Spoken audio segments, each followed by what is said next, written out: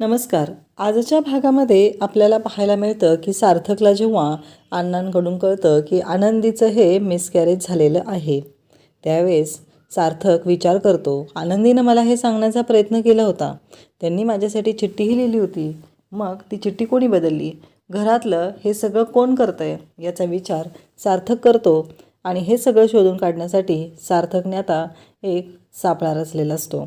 आणि मग जेव्हा वृंदाही सुधाचे कान भरत असते तेव्हा सार्थक तिथे येतो आणि म्हणतो की आई, काकू बरोबर बोलतीये. यावेळी आपल्याला आनंदीने फसवलेलं आहे.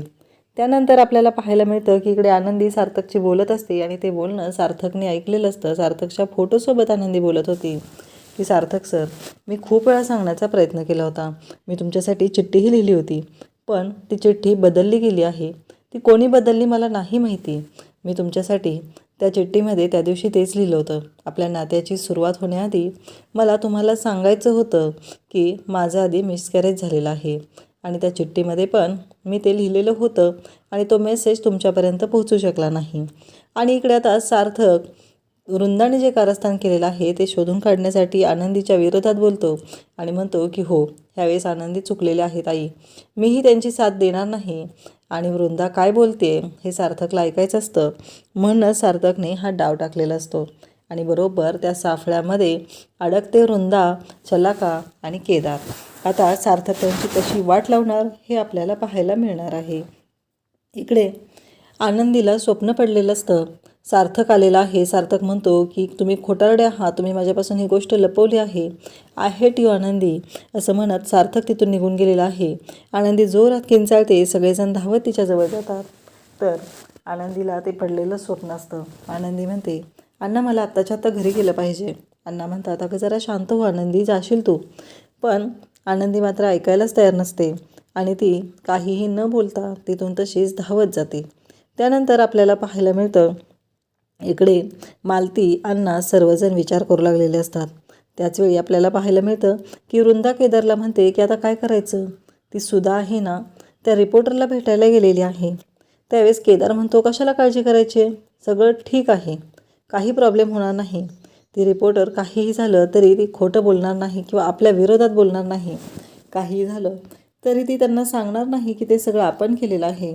त्याच्यामुळं जे काय झालेलं आहे ते जबरदस्त झालेलं आहे आणि ह्यावेळेस त्या आनंदीची वाट लागणार आहे.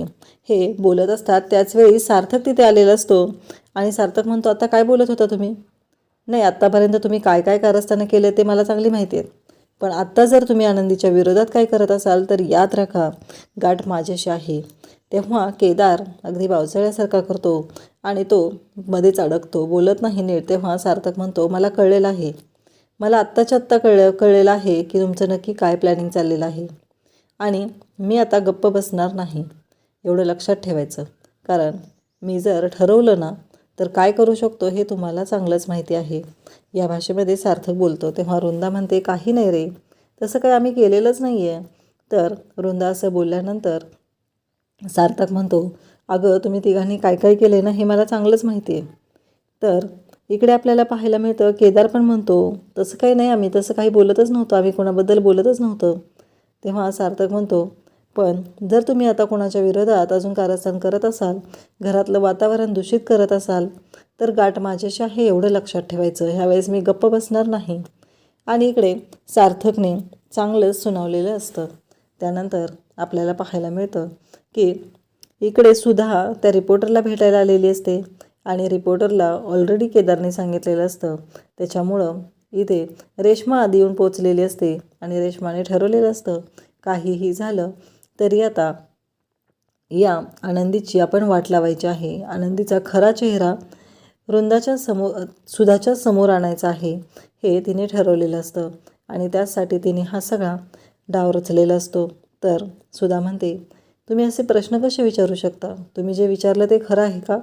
त्यावर ती रिपोर्टर सांगते की हो, आम्ही जे विचारलेलं आहे ते खरं आहे. त्यावर लगेचच तिथे आकांक्षा म्हणते, पण तुम्ही एखाद्याच्या आयुष्याचा विचार करताय का? त्यांच्या आयुष्यावर काय परिणाम होईल तुम्ही असे प्रश्न विचारून?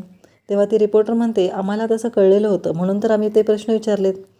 मग तेवढ्यावर लगेचच आकांक्षा म्हणते की तुम्ही हे जे विचारलं याला पुरावा काय? तेव्हा रेश्मा तिथे येते आणि म्हणते की हा पुरावा, ज्या हॉस्पिटलमध्ये आनंदीने चेकअप करून घेतलेलं होतं तिथला हा पुरावा आहे. आणि आता कळेल तुम्हाला की यातलं खरं काय होतं आणि खोटं काय होतं. त्याचबरोबर आनंदी किती खोटारडी आहे, तुमच्या सगळ्यांपासून ही गोष्ट तिनं कशी लपवली, या सगळ्या गोष्टी तुम्हाला याद करणार आहेत.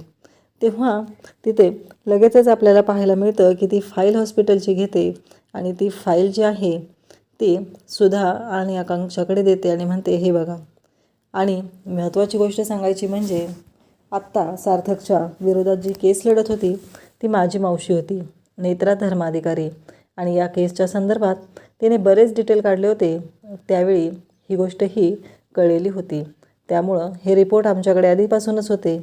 तर आकांक्षा म्हणते म्हणजे हे विचारायला तू सांगितलेलं रेश्मा? तेव्हा रेश्मा म्हणते हो. त्याचबरोबर सुधाही म्हणते की आता हे सगळं तू करायला लावलं होतंस, आत्ता तरी माझ्या सार्थकच्या आयुष्यातून निघून जा, कारण त्याचा संसार सुरू झालेला आहे. त्यावर नेत्रा म्हणते बघा, तुमच्या घरात जी मुलगी आलेली आहे, तुमची सून म्हणून आलेली आहे, तुम्ही तिला डोक्यावर घेऊन नाचताय. ती सून किती खोटारडी आहे, तिने काय काय गोंधळ घातलेले आहे, तुमच्या सगळ्यांपासून ही गोष्ट लपवलेली आहे. इकडे आनंदी घरी आलेली असते, सार्थक तोपर्यंत घराच्या बाहेर पडलेला असतो. आणि आनंदीला वृंदा म्हणते की कुठे चाललीस, किती खोटारडेपणा तुझा अजून चालणार आहे, नाही नक्की तुझ्या डोक्यात आहे तरी काय, असं म्हणून वृंदा आनंदीला बोलायला सुरुवात करते. त्यावेळी शलाकाही बोलायला सुरुवात करते, केदारही बोलत असतो. आनंदी म्हणते तुम्ही कोणत्या गोष्टीबद्दल बोलताय, नक्की काय म्हणायचं आहे तुम्हाला? आनंदी त्यांनाच विचारू लागते. तेव्हा ते म्हणतात की तुला कळत नाही आहे का? नाही, आम्हाला काय म्हणायचं आहे हे तुला चांगलंच कळतं आहे. केदार म्हणतो तुझं जे ॲबॉर्शन झाले आणि तू लपवलेस ना आमच्यापासून, त्याबद्दल बोलतो आहे आम्ही. तेव्हा आनंदी म्हणते ते ॲबॉर्शन झालं नव्हतं. तर लगेच वृंदा म्हणते मग खरं सांग, तू प्रेग्नंट नव्हतीस म्हणून. तेव्हा आनंदी म्हणते की हो, मी प्रेग्नंट होते, पण ते ॲबॉर्शन झालं नव्हतं.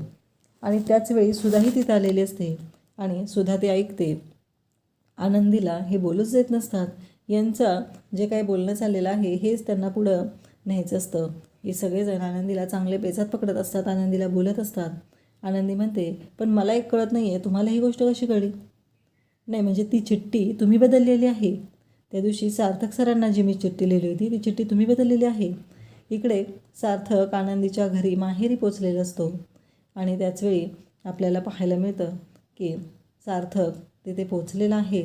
सार्थक बोलत असतो, आनंदीच्या बाबांना म्हणत असतो. आनंदीचे बाबा म्हणतात की आनंदीने तुम्हाला एक गोष्ट सांगण्याचा प्रयत्न केला, पण ती गोष्ट तुमच्यापर्यंत पोचली नाही. ती गोष्ट मी आत्ता तुम्हाला सांगतो आहे, म्हणजे खरं काय आणि खोटं काय हे तुम्हाला कळेल. मग आनंदीचे बाबा सार्थकला सांगायला सुरुवात करतात की आनंदीच्या आयुष्यात काय घडलं होतं. 7 वर्षाच्या संसारामध्ये फक्त आई होणं हे एकच सुख आनंदीच्या आयुष्यात होतं. खरं तर आज सार्थक तिथं आलेलं असतो त्याआधी यांच्या सगळ्यांचं बोलणं चाललेलं असतं. मालतीला मनोज आणि अण्णा ओरडत असतात. ते म्हणत असतात की का तू तसं केलं, आनंदीला सांगायचं होतं सार्थकरावांना, तू का सांगू दिलं नाही. आणि नेमका त्याचवेळी सार्थक तिथं आलेला असतो आणि अण्णा सार्थकला सांगायला सुरुवात करतात. सार्थकला म्हणतात की तेवढं एकच सुख माझ्या आनंदीच्या आयुष्यात आलेलं होतं आणि ते म्हणजे आई होणं. इकडे आनंदीला आता सुधा म्हणते की मी तुझ्यावर एवढा विश्वास ठेवला, एवढं सून म्हणून तुझा स्वीकार केला, पण तू आमच्यापासून ही गोष्ट लपवली, तू आम्हाला सांगायला हवं होतं, असं आनंदीला सुधा बोलत असते. आनंदी म्हणते आई एकदा ऐका तरी, तसं नाही आहे, हे चुकीच्या पद्धतीनं बोलत आहेत, ते मिसकॅरेज होतं. ती सांगायचा प्रयत्न करत असते, पण त्यांना त्यांचं ऐकूच न द्यायचा वृंदाने प्लॅन केलेला असतो. वृंदा मात्र सुधाला काही ऐकूच देत नाही. सुधा म्हणते माझ्या हातात हे रिपोर्ट आहेत, ह्याच्यावरची जी सही आहे ती तुझीच आहे ना, मग तू असं कसं म्हणतेस? तेव्हा आता तुझ्यावर कसा विश्वास ठेवायचा, तू विश्वासघात केलायस आनंदी, असं बोलून सुधा हात निघून जाते. आनंदी रडायला सुरुवात करते. आनंदीला कळत नसतं की आपण काय केलं हे. आपण चिठ्ठी लिहिली आणि ही सगळी गोष्ट अशी बाहेर आली आणि त्याच्यामुळं त्या गोष्टीचा फायदा इकडे वृंदा का कोणी घेतलेला आहे. आणि वृंदा म्हणते कळलं का तुला? आणि त्याचबरोबर वृंदा आनंदीला म्हणते, इकडे सुधाला म्हणते की विचार कर नक्की काय करायचं आहे तुझ्या या सुनाचं.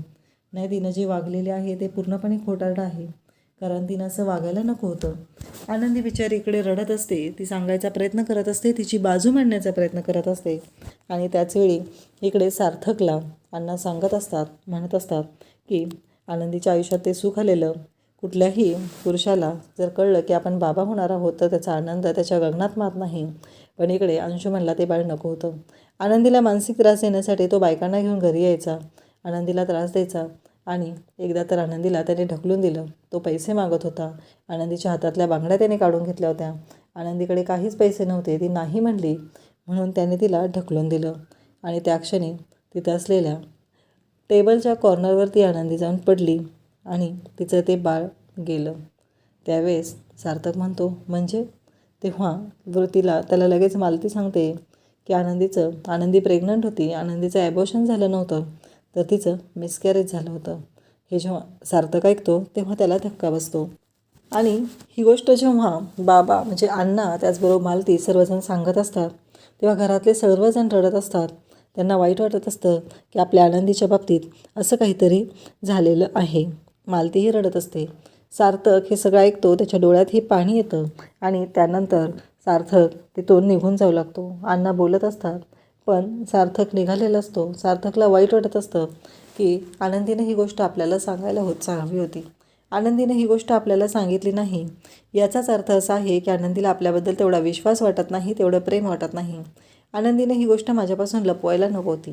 आणि सार्थक निघून गेल्यामुळं अण्णांना पण आता टेन्शन आलेलं आहे की नक्की आता करायचं काय आहे. अण्णा विचार करू लागलेले आहेत आणि इकडे सार्थक घराच्या बाहेर पडलेला आहे. सार्थकला आता कळलेलं आहे की आनंदीच्या विरोधात कोणीतरी डाव रचलेला होता आणि ही सगळी माहिती मुद्दामहून काढलेली आहे. खरं तर सार्थकला रेश्मावरती डाऊट आहे आणि आता रेश्माने सुधाच्याजवळ तर मान्य केलेलं आहे की हे सर्व तिनंच केलेलं होतं. आता सार्थक, रेश्मा त्याचबरोबर वृंदा, शलाका आणि केदार यांना रंगेहात पकडण्यासाठी एक डाव रचतो आणि ज्याच्यामध्ये तो आनंदीवरती विश्वास नाही असं सांगतो. म्हणजेच जेव्हा सुधा ही वृंदाच्या बोलण्यामध्ये येऊन आनंदीच्या बाबतीत निर्णय घेणार आहेत तेव्हाच त्याचवेळी सार्थक तिथे वृंदा, केदार, शलाका यांच्या कारस्थानाचा तिथे पर्दाफाश करणार आहे आणि आनंदीला न्याय मिळवून देणार आहे. कारण आनंदीला वाईट वाटलेलं आहे, तिच्या आयुष्यातली ही दुःखद घटना आहे आणि त्या गोष्टीचं भांडवल केलं म्हणून आनंदी इकडे सार्थक केदारची वाट लावणार आहे. अशाच अपडेटसाठी चॅनलला सबस्क्राईब करा. थँक्यू.